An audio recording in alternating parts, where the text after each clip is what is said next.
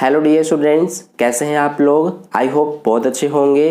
तो आज के इस वीडियो में हम क्लास 8th का जो आपका मैथ्स का चैप्टर नंबर 14 जिसका नाम है गुणनखंड, तो आज के इस वीडियो में हम इस चैप्टर को करेंगे और इस वीडियो में हम इस चैप्टर के कुछ इंपॉर्टेंट पॉइंट्स को समझेंगे। तो अगर आप इस वीडियो में बताए गए सभी पॉइंट्स को अच्छे से समझ लेते हैं तो जब आप इस चैप्टर के क्वेश्चंस को सॉल्व करेंगे तो आपको कहीं पे भी कोई दिक्कत नहीं आएगी। आप बहुत ही आसानी से सभी क्वेश्चंस को सॉल्व कर सकते हैं। तो चलिए बारी बारी से सभी पॉइंट्स को समझते हैं। तो देखिए, जैसा कि हमारा चैप्टर का ही नाम है गुणनखंड, तो सबसे पहले हम समझते हैं कि गुणनखंड क्या होता है। और गुणनखंड में सबसे पहले हम प्राकृत संख्या का गुणनखंड समझेंगे। ठीक है, तो जैसे देखिए, प्राकृत संख्या क्या होती हैं? जो संख्याएं 1 से स्टार्ट होती हैं और अनंत तक चलती जाती हैं वही प्राकृत संख्याएं होती हैं। तो हम कोई एक प्राकृत संख्या लेते हैं, जैसे कि हम 8 ले लेते हैं, तो इसके हमें गुणनखंड ज्ञात करने हैं। तो कैसे करेंगे? सबसे पहले हम इसमें ये देखेंगे कि जो हमारा ये 8 है ये किस किस के पहाड़े में आता है। ठीक है, यानी कि 8 हमारा कैसे आएगा? एक तो हम 1 और 8 का गुणा करेंगे तो हमारा 8 आ जाएगा। इसके अलावा अगर हम 2 और 4 का गुणा करते हैं तो 8 आ जाएगा। फिर इसके बाद 4 और 2 का गुणा करेंगे तो भी 8 आ जाएगा। लेकिन ये और ये दोनों सेम है, इसीलिए इसको हम नहीं लिखेंगे। ठीक है, तो यही सारे हमारे जो हैं इन्हीं को गुणा करने पर 8 आएगा। इसके अलावा कोई और आप लेंगे संख्या तो फिर 8 नहीं आएगा। ठीक है, तो हमारा जो इसमें गुणनखंड होगा वो एक तो 1 हो जाएगा, इसके अलावा 2, 4 और 8, यानी कि यही चारों इस 8 के गुणनखंड है। ठीक है, आई होप आपको समझ में आ गया कि गुणनखंड क्या होता है। तो ये तो आपको पहले से ही पता होगा। तो ये हमने समझ लिया प्राकृत संख्या का गुणनखंड। अब इसके बाद हम व्यंजक का गुणनखंड समझते हैं। व्यंजक यानी कि जैसे देखिए यहाँ पर 3xy है, तो ये हमारा क्या होगा? एक व्यंजक होगा। ठीक है, तो इसके गुणनखंड क्या क्या होंगे? देखिए, जो ये हमारा 3xy है, इसमें हम ये देखेंगे कि ये हमारा किस किस का गुणा करने पर आया है। तो ये एक तो 3 और फिर इसके बाद x और y, इन तीनों का गुणा करने पर ये हमारा बना है। ठीक है, तो इसीलिए जो ये 3xy है इसके गुणनखंड क्या होंगे? 3x और y। ठीक है, तो यही गुणनखंड है। इस जो व्यंजक है हमारा 3xy, इसके 3x और y यही गुणनखंड होंगे। इसके अलावा एक और लेते हैं, जैसे 10xyz। तो यहाँ पर देखिए, इसके भी गुणनखंड हम कैसे पता करेंगे? सबसे पहले इसमें जो ये संख्या है हमारा 10, इसके हम गुणनखंड लिखेंगे। तो देखिए, हमारा इसमें भी हम इसी तरह से करके देखेंगे। सबसे पहले 10 कैसे आएगा? 1 गुणा 10 करने पर, फिर 2 गुणा 5 करने पर, फिर इसके अलावा और कोई हमारा नहीं होगा। ठीक है, 3 या फिर 4 या फिर 6, इस तरह से संख्याएं नहीं होंगी। तो यही हमारे जो है इनका गुणा करने पर 10 आएगा। इसीलिए 10 के गुणनखंड क्या क्या होंगे? 1, 10, 2 और 5। ठीक है, तो यहाँ पर लिख देते हैं 1, 2, 5, 10। और फिर इसके बाद क्या है? x, y, z। तो ये भी हमारे क्या हो जाएंगे? गुणनखंड हो जाएंगे। ठीक है, यानी कि इस व्यंजक के गुणनखंड ये सारे हो जाएंगे। तो आई होप अब आपको समझ में आ गया कि जो हमारा व्यंजक होता है उसके गुणनखंड हम कैसे पता करते हैं। ठीक है, इसके अलावा एक दूसरा और एग्जांपल लेते हैं, वो थोड़ा सा अलग है। जैसे देखिए, यहाँ पर 3x और ब्रैकेट में x + 2 लेते हैं, तो इसमें हमारा गुणनखंड क्या क्या होगा? देखिए, इसमें हमारा गुणनखंड जो है वो यहाँ पर देखिए क्या क्या गुणा हुआ है। एक तो ये 3, एक ये x और एक ये पूरा x + 2 जो ये ब्रैकेट में है, ये पूरा गुणा हुआ है। तो इसीलिए इसका गुणनखंड क्या क्या होगा? एक तो 3 हो जाएगा, दूसरा x और तीसरा हमारा ये x + 2। ध्यान देना, यहाँ पर x और 2 दोनों अलग अलग गुणनखंड नहीं होंगे, क्योंकि दोनों के बीच प्लस का निशान है, यानी कि दोनों आपस में प्लस में है। ठीक है, इसीलिए ये दोनों अलग अलग गुणनखंड नहीं होंगे, क्योंकि इनके बीच प्लस का निशान है। इसीलिए तो ये हमारा दोनों यहाँ पर ब्रैकेट में है, इसीलिए ये पूरा एक गुणनखंड माना जाएगा और ये दूसरा और ये तीसरा, यानी कि इस व्यंजक में 3 गुणनखंड हैं। ठीक है, तो आई होप आपको समझ में आ गया अब कि गुणनखंड हमारा क्या होता है और हम कैसे पता करते हैं गुणनखंड। अब जो हमारा गुणनखंड होता है इसको पता करने के कई सारी विधियां हैं, तो चलिए बारी बारी से सभी विधियों को समझते हैं। तो देखिए डियर स्टूडेंट्स, गुणनखंड ज्ञात करने की हमारी पहली विधि है सार्वगुणनखंड, यानी कि सार्वगुणनखंड विधि द्वारा हम कैसे गुणनखंड ज्ञात करते हैं जी हम समझेंगे। तो इसके लिए हमने यहाँ पर एग्जाम्पल के लिए एक क्वेश्चन लिया है। ये हमारा एक बीजीय व्यंजक है 5xy + 10x, तो इसका हमें गुणनखंड ज्ञात करना है। तो देखिए कैसे करेंगे, सार्वगुणनखंड विधि से। सार्वगुणनखंड में हम क्या करते हैं कि जैसे देखिए यहाँ पर हमारे कितने पद हैं, 2 पद है, एक ये 5xy और दूसरा ये 10x। तो दोनों में हम कुछ ऐसा देखते हैं जो कि कॉमन हो, यानी कि जो दोनों में हो। देखिए आपको अच्छे से समझ में नहीं आया होगा, अच्छे से समझने के लिए सबसे पहले हम क्या करेंगे कि जो ये पहला पद है 5xy, इसके हम गुणनखंड लिखेंगे। तो 5xy का क्या क्या गुणनखंड हो जाएगा, एक तो ये 5 हो जाएगा, दूसरा x और तीसरा y। ठीक है, वैसे एक भी होगा लेकिन एक को हम जनरली लिखते ही नहीं है। ठीक है, तो इस तरह से हमारा ये हो गया। अब इसके बाद जो ये 10x है इसके भी गुणनखंड लिखेंगे, तो इसके गुणनखंड हो जाएंगे 2, 5 और ये हमारा x। ठीक है, तो ये हमारे जो दोनों पद हैं उनके हमने गुणनखंड लिख लिए हैं। अब इनमें हम ये देखेंगे कि जैसे हमारा ये है और ये है, तो दोनों में क्या एक जैसा है। तो सबसे पहले आप देख रहे हैं कि इसमें भी 5 है और इसमें भी 5 है, यानी कि दोनों में 5-5 है। तो इसीलिए हम क्या करेंगे कि यहाँ पर हम लिख लेंगे 5। और भी है क्या कुछ एक जैसा दोनों में, तो हाँ ये x और ये x, दोनों में x और x भी एक जैसा है, यानी कि दोनों में x भी कॉमन है, तो इसीलिए x भी हम लिख लेंगे एक बार। ठीक है, अब जो हमारे बच गए दोनों में, जैसे देखिए इसमें y बच गया और इसमें 2 बच गया, तो इनको हम ब्रैकेट के अंदर लिख देते हैं। इसका y बचा है तो y लिखेंगे और यहाँ प्लस का निशान है तो प्लस आएगा, और इसका 2 बचा है तो 2 लिखेंगे। तो ये हमारा जो है यही गुणनखंड आ गया इस व्यंजक का।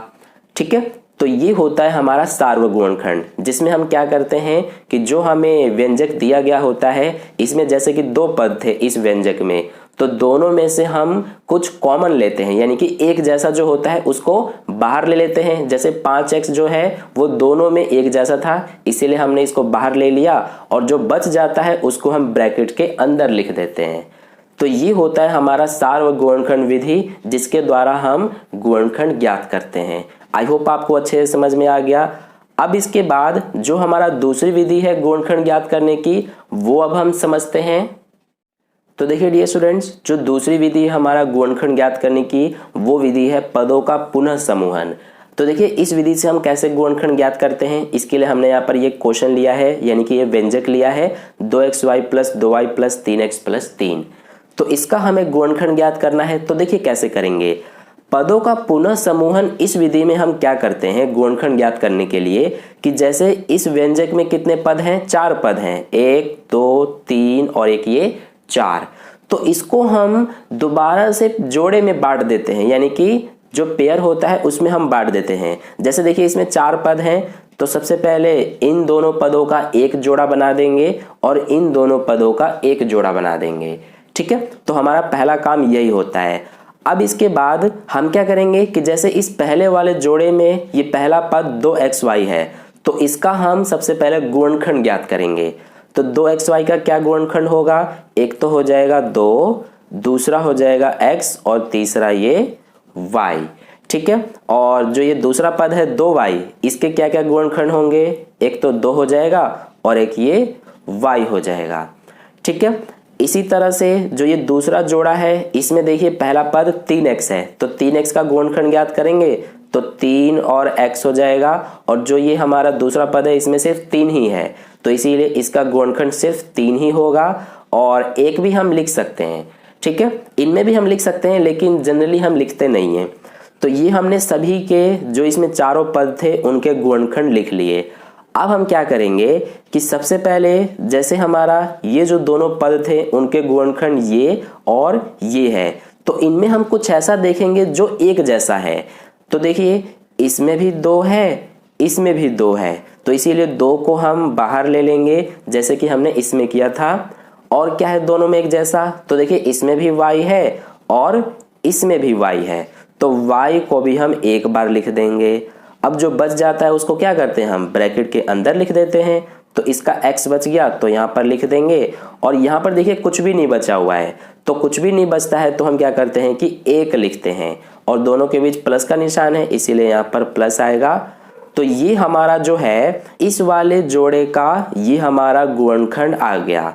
ठीक है, अब इसके बाद जो ये दूसरा जोड़ा है इसके भी गुणनखंड लिख लेते हैं। तो देखिए इनके में जो ये हमारे दोनों पद थे इसके गुणनखंड ये और ये हैं, तो देखेंगे कि क्या दोनों में एक जैसा है। तो देखिए इसमें भी 3 है और इसमें भी 3 है, इसीलिए 3 को हम एक बार लिख देंगे।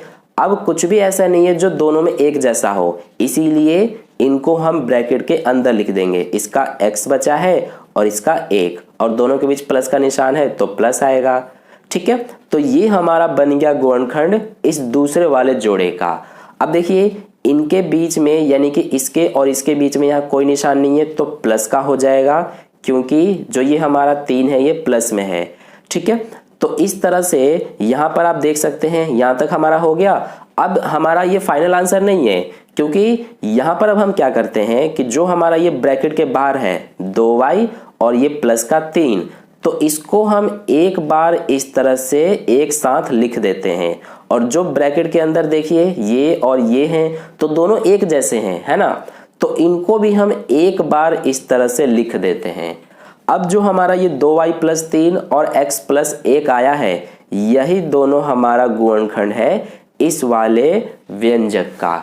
ठीक है, तो आई होप आपको अच्छे से समझ में आ गया है। अब देखिए इसको जो है यानी कि जो ये व्यंजक है इसका गुणनखंड हम एक और तरीके से भी निकाल सकते हैं, यानी कि ये हमारा थोड़ा अलग तरीके से लिखा जाए फिर भी हम इसका गुणनखंड निकाल सकते हैं। जैसे देखिए ये हमारा अगर इस रूप में लिखा जाए 2xy प्लस में ये वाला हमारा आ जाए पहले 3x प्लस में 2y + 3 हो जाए, तो भी हम इसका गुणनखंड निकाल सकते हैं आसानी से।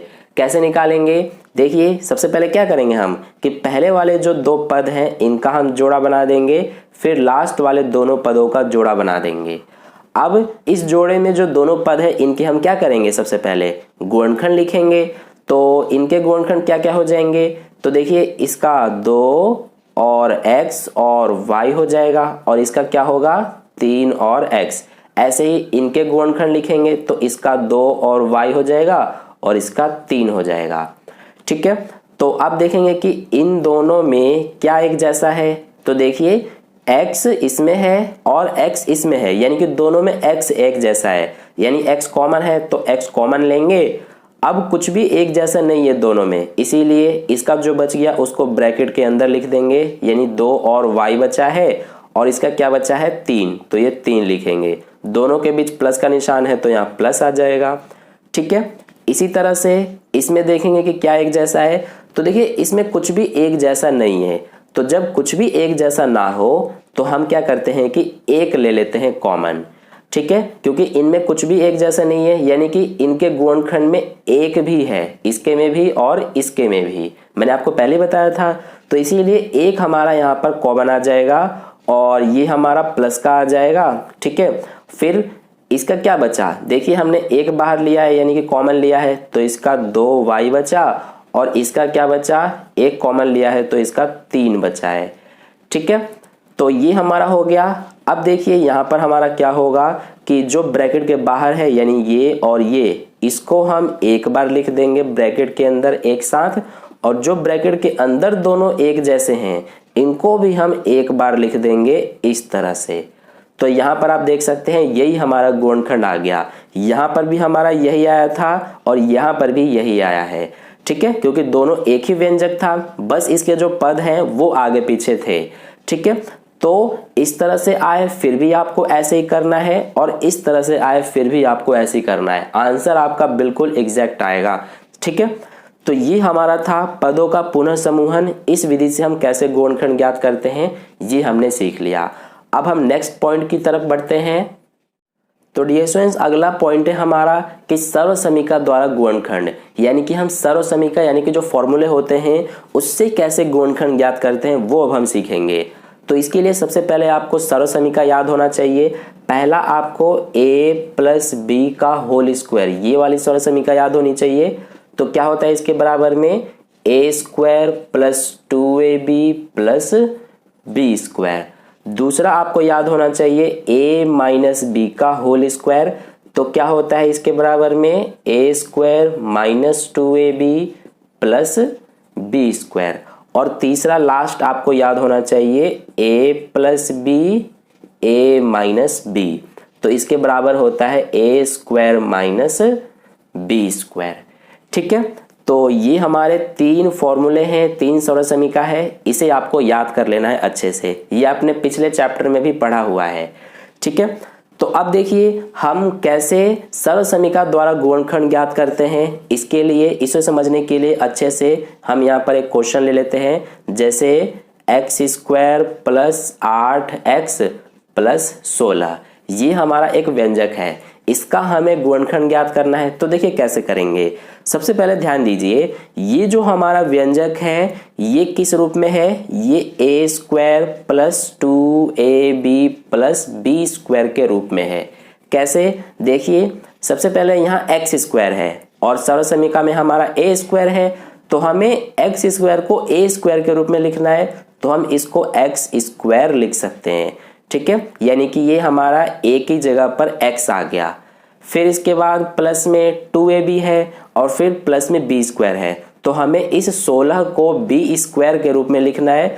तो हम क्या लिख सकते हैं, हम लिख सकते हैं 4 का स्क्वायर, क्योंकि 4 का स्क्वायर करेंगे तो 16 आ जाएगा। तो ये हमारा 4 का स्क्वायर b स्क्वायर के रूप में आ गया। अब हम इसको लिख लेते हैं बीच वाले को, तो ये सबसे पहले 2 है तो 2 लिखेंगे। अब फिर a है, तो a का मान कितना है, देखिए a की जगह पर x है, तो a की जगह पर हमारा x आएगा, गुणा में b है, तो b की जगह पर देखिए 4 है, तो यहाँ पे भी 4 ही आएगा। अब इनका जब आप गुणा करेंगे तो आपका ये आ जाएगा, देखिए 2 चौके 8, 8 का x में गुणा करेंगे तो 8x आ गया। ठीक है, तो इसीलिए जो हमारा ये व्यंजक है ये इस रूप में है, तो हमने यहाँ पर लिख के भी दिखा दिया। अब इसके बराबर में क्या होता है, इसके बराबर में यहाँ पर आप देख सकते हैं a प्लस बी का होल स्क्वायर होता है। तो इसीलिए हम क्या कर सकते हैं कि हम अब जो हमारा ये है इसको इस रूप में लिख सकते हैं। तो सबसे पहले a प्लस बी है, तो a का मान कितना है, इसमें x है, तो यहाँ पर x लिखेंगे।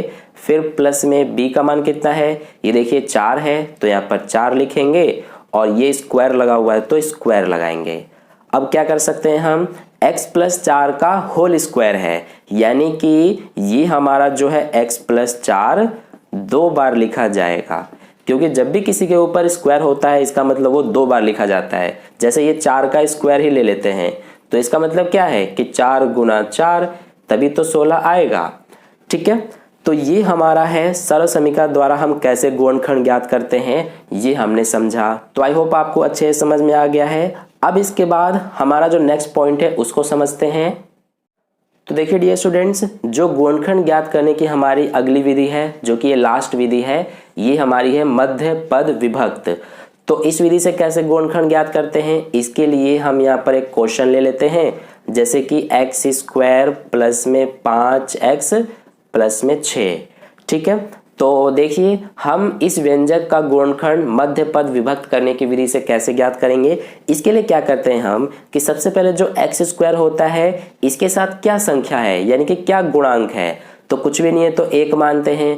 और जो लास्ट वाला ये आप देख रहे हैं पद, जो कि अचर पद है 6, तो ये 1 और ये 6, इनका हम सबसे पहले कर देते हैं गुणा, तो 6 ही आएगा।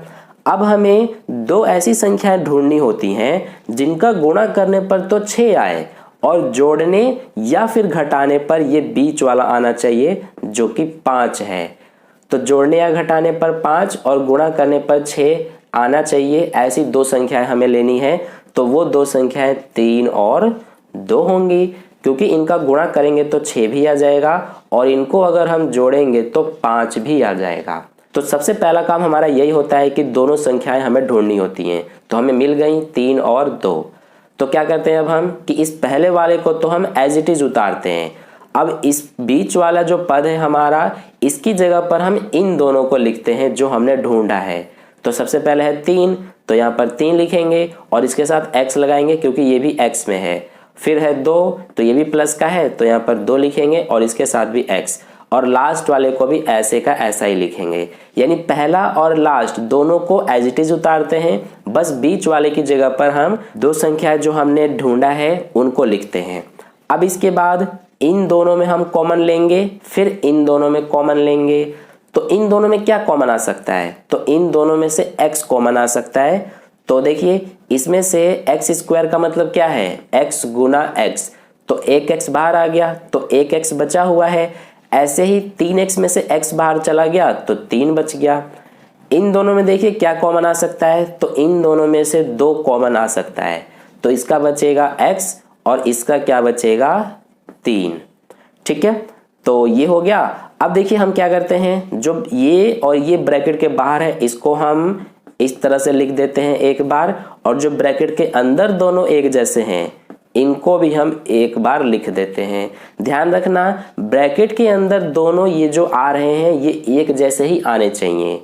ठीक है, तो ये हमारा x + 2 x + 3 यही गुणनखंड आ गया।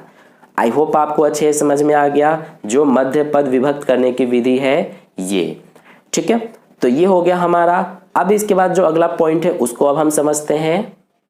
तो देखिए डियर स्टूडेंट्स, हमने गुणनखंड ज्ञात करने की बहुत सारी विधियां सीख ली। अब हम सीखेंगे कि बीजीय व्यंजकों का विभाजन कैसे करते हैं हम, यानी कि बीजीय व्यंजकों का भाग कैसे करते हैं हम। तो सबसे पहले इसमें हम ये सीखेंगे कि हम एक पदी का एक पदी से कैसे भाग करते हैं। इसके लिए हम एक यहाँ पर एग्जाम्पल यानी कि क्वेश्चन लेते हैं, जैसे 6x³ डिवाइड में 2x। तो इसमें हमें क्या करना है कि 6x³ में 2x से भाग करना है।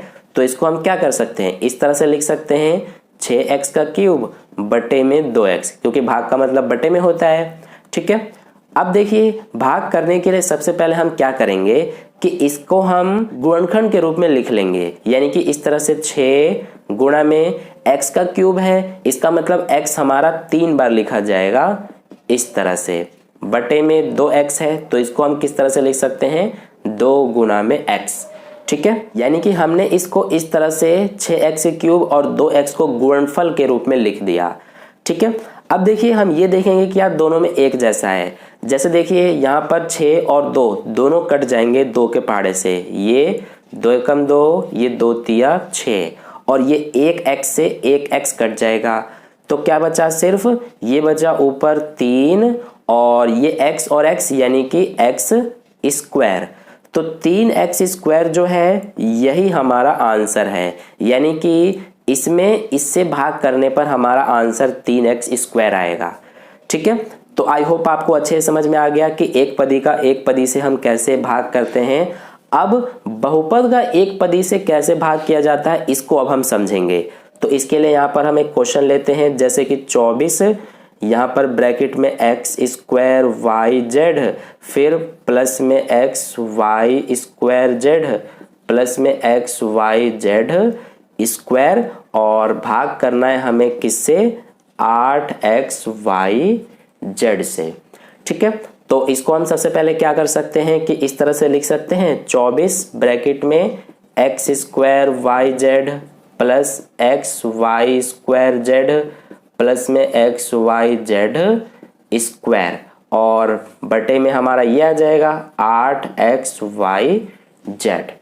ठीक है, तो अब देखिए इसको हमें सॉल्व करने के लिए, यानी कि इससे इसमें भाग करने के लिए सबसे पहले हम इसमें क्या कर सकते हैं कि देखिए यहाँ पर हम क्या कर सकते हैं कि जो ये ब्रैकेट में आप देख रहे हैं इसमें कुछ हमारा कॉमन दिख रहा है, तो उसको हम सबसे पहले कॉमन लेंगे।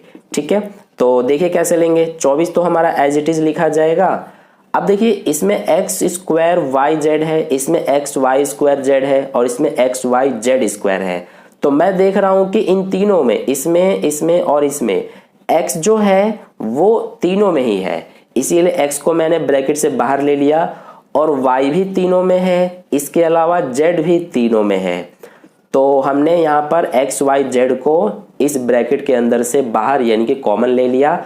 अब देखिए अंदर क्या बचा, यहाँ पर x² yz था, हमने xyz बाहर ले लिया तो इसमें सिर्फ x बचा।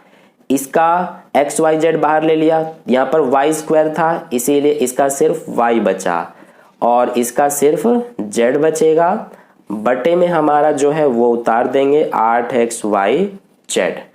ठीक है, अब यहाँ पर देखिए ऊपर भी एक्स वाई जेड, नीचे ये एक्स वाई जेड, तो इससे ये हमारा कट जाएगा और ये 8 एकम 8, 8 तिया 24, ये भी कट जाएगा। तो क्या बचा, सिर्फ ये 3 और यहाँ ब्रैकेट में x plus Y plus Z बचा। तो ये जो है यही हमारा आंसर है। ठीक है, तो इस तरह से ये हमारा जो है बहुपद का हम एक पदी से कैसे भाग करते हैं ये हमने सीख लिया। तो आई होप आपको ये अच्छे से समझ में आ गया। अब इसके बाद हम नेक्स्ट पॉइंट को समझते हैं। तो देखिए डियर स्टूडेंट्स, अगला पॉइंट है हमारा कि हम बहुपद का बहुपद से कैसे विभाजन करें, यानी कि कैसे भाग करें। तो इसके लिए हमने यहाँ पर ये क्वेश्चन लिया हुआ है। तो देखिए इसको सबसे पहले हम इस तरह से लिख सकते हैं 7x स्क्वायर प्लस 14x बटे में ये हमारा x प्लस 2। ठीक है, तो अब देखिए हम यहाँ पर क्या कर सकते हैं कि जो हमारा ये 7x स्क्वायर प्लस 14x है, इसमें से हम कुछ कॉमन ले सकते हैं क्योंकि इसमें हमारा कुछ कॉमन दिख रहा है। क्या दिख रहा है, देखिए इसमें भी 7 है, इसमें भी 7 है, तो 7 को कॉमन ले लेते हैं। ठीक है, तो ये हमारा हो गया 7। अब इसके बाद इसमें भी देखिए x स्क्वायर है और ये x है, तो x भी हमारा कॉमन आ जाएगा। तो इसका क्या बचा, अब अंदर x बचा और इसका क्या बचा, सिर्फ 2 बचा। ठीक है, बटे में ये नीचे क्या है, x प्लस 2। ठीक है, तो अब यहाँ पर देखिए कि 7x और ये ब्रैकेट में x प्लस 2 और यहाँ पर x प्लस 2 नीचे, तो ये हमारा x प्लस 2 से ये वाला कट जाएगा। तो क्या बचा, सिर्फ 7x बचा। ठीक है, तो यही हमारा 7x आंसर है। यानी कि हम बहुपद का बहुपद से कैसे भाग करते हैं ये हमने यहाँ पर सीख लिया। अब इसके बाद अगला पॉइंट हम समझते हैं जो कि हमारा लास्ट पॉइंट होगा। तो देखिए डियर स्टूडेंट्स, लास्ट पॉइंट है हमारा त्रुटि ज्ञात करना, यानी कि गलतियां ज्ञात करना। तो देखिए इसको हम समझते हैं। इस तरह का जो हमारा क्वेश्चन आएगा वो आपकी इस चैप्टर के लास्ट जो प्रश्नावली है उसमें आएगा। ठीक है, तो इसको हम समझते हैं। जैसे यहाँ पर एक हम उदाहरण यानी कि क्वेश्चन लेते हैं 3 ब्रैकेट में x माइनस 4। ठीक है, तो ये हमारा क्वेश्चन है। अब इसको कुछ बच्चे ऐसे होंगे जो इस तरह से सॉल्व करेंगे कि 3 का x में गुणा कर दिया तो 3x आ गया और इस -4 को उतार दिया, तो ये आंसर हो गया। लेकिन ये गलत है। ठीक है, क्योंकि इसको हम इस तरह से सॉल्व नहीं करते हैं। हम इसको कैसे करते हैं कि जो ब्रैकेट के बाहर है इसका हम ब्रैकेट के अंदर इन दोनों से गुणा करते हैं। तो सबसे पहले 3 का x में गुणा करेंगे तो ये हो जाएगा 3x, फिर 3 का इस 4 में भी गुणा करेंगे तो 3 चौक 12 हो गया और ये माइनस है तो माइनस लगा दिया। तो ये हमारा सही मेथड है, यानी कि इस तरह से हम ऐसे क्वेश्चन को सॉल्व करते हैं, इस तरह से नहीं किया जाता। तो आई होप आपको समझ में आ गया। इसके अलावा एक और यहाँ पर एग्जांपल लेते हैं, जैसे कि 2x का स्क्वायर है। तो कुछ बच्चे ऐसे होंगे जो इसको इस तरह से सॉल्व करेंगे, 2 उतार दिया और ये x का स्क्वायर लिख दिया। तो ये हमारा गलत मेथड है। इस तरह से ऐसे क्वेश्चन को सॉल्व नहीं किया जाता। कैसे करते हैं हम, जो ये 2x का स्क्वायर है इसका मतलब 2 का भी स्क्वायर किया जाएगा और इस x का भी स्क्वायर किया जाएगा। तो सबसे पहले 2 का स्क्वायर करेंगे तो 4 हो जाएगा, फिर x का स्क्वायर करेंगे तो x स्क्वायर हो जाएगा। तो ये हमारा सही मेथड होता है। ठीक है, तो आई होप आपको समझ में आ गया। इसके अलावा एक और एग्जांपल लेते हैं, जैसे कि 2a माइनस 3 और a प्लस 2। ठीक है, तो देखिए इसको कैसे करेंगे। कुछ बच्चे इस तरह से करेंगे कि 2a का क्या करेंगे कि a से गुणा, तो ये हो जाएगा 2a स्क्वायर और फिर इस -3 का 2 से गुणा कर देंगे तो -6 हो गया। लेकिन ये बिल्कुल भी सही नहीं है, यानी कि ये गलत मेथड होता है। हम क्या करते हैं इस तरह के क्वेश्चन को सॉल्व करने के लिए कि जो 2a है इसका सबसे पहले इन दोनों से गुणा होगा, ऐसे ही -3 का भी इन दोनों से गुणा होगा बारी बारी से। ठीक है, तो इस तरह से हमारा सही मेथड होता है। तो सबसे पहले 2a का a से करेंगे तो 2a स्क्वायर हो जाएगा, फिर 2a का इस 2 से गुणा करेंगे तो 4a हो जाएगा, फिर -3 का a से करेंगे तो माइनस का 3a और -3 का फिर 2 से करेंगे तो माइनस का 6। ठीक है, अब इसको आगे भी सॉल्व कर सकते हैं हम, क्योंकि ये और ये दोनों समान पद हैं। तो ये उतरेगा 2a²। अब इसके बाद 4a में से 3a घटाएंगे तो हमारा 1a यानी कि a बचेगा, और ये -6। तो ये हमारा आंसर है, यानी कि ये सही मेथड है। ठीक है, तो ये हो गया। अब इसके बाद एक और हम लास्ट यहाँ पर एग्जांपल ले लेते हैं, जैसे कि x + 8 का होल स्क्वायर। ठीक है, तो कुछ समझदार बच्चे इस तरह से करेंगे इसको कि x + 8 का होल स्क्वायर है तो x का भी स्क्वायर कर देंगे और फिर इसके बाद 8 का भी स्क्वायर कर देंगे तो 64। लेकिन ये गलत मेथड होता है। ठीक है, देखिए इसको किस तरह से करेंगे, इसको ध्यान से आप देखेंगे तो ये हमारा एक सरल समीकरण है। कौन सा? ये है a + b का होल स्क्वायर वाली सरल समीकरण। ठीक है, तो इसके बराबर में होता है a² + 2ab + b²। तो हम क्या करेंगे कि ये हमारा इस रूप में है, हम इस रूप में लिखेंगे। तो सबसे पहले a² है, a का मान इसमें x है तो इसीलिए x² हो जाएगा। प्लस में क्या है 2ab, तो ये 2a का मान x और b का मान कितना है 8। प्लस में b² यानी कि 8 का स्क्वायर, तो ये हो गया हमारा। अब सॉल्व करते हैं तो ये x², ये 2 8 16 गुणा x, तो ये हो जाएगा हमारा 16x। प्लस में क्या है 8 का स्क्वायर, तो ये 64। तो ये हमारा सही मेथड होता है।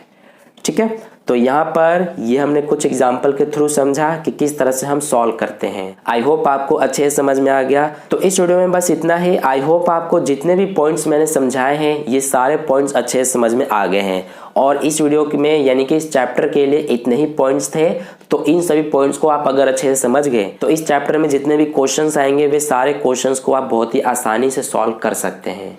ठीक है, तो अगर आपको वीडियो अच्छा लगा है तो इस वीडियो को लाइक कर देना, अपने दोस्तों के साथ भी शेयर कर देना। और अगर आप चैनल पर नए आए हुए हैं तो चैनल को सब्सक्राइब करके बगल में जो बेल आइकन आता है उस पर ऑल नोटिफिकेशन पे क्लिक कर लेना, ताकि नेक्स्ट वीडियो जैसे ही अपलोड की जाए उसका नोटिफिकेशन सबसे पहले आपको मिल जाए। तो फिर मिलते हैं अगली वीडियो में इस चैप्टर के एक्सरसाइज के क्वेश्चंस के साथ। धन्यवाद।